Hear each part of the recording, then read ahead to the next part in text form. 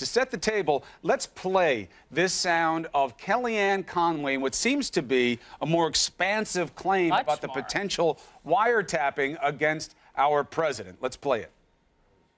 What the president has asked is for the investigation into surveillance to be included in the ongoing investigation that the House and Senate Intelligence Committees are already doing. And that's actually good. They've agreed to do that. And I think that's smart, and here's why. What is the existing investigation about? Oh, it's about the campaign's connection to Russia. And by the way, Director Clapper, Jim Clapper, who worked for President Obama, was on television a week ago Sunday, and he was being asked about the wiretap thing.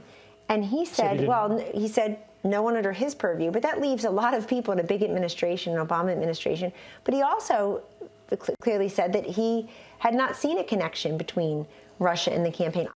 All right, David Drucker, let's just remind people, first of all, this isn't just about chasing what Kellyanne said when it comes to the Trump campaign, but more importantly, and John McCain said this himself, the answer to the question of what was done to President Trump during the campaign, if anything, is a phone call away for him. And if he doesn't want to make that phone call, is any of this, absent proof, more than a distraction? No, it's all white noise. And the problem here is, from the beginning, that the president has the nation's highest security clearance. He can make a phone call or two, figure out exactly what's going on, because they have to tell him. And he either doesn't want to do that, or they haven't figured out how to do that.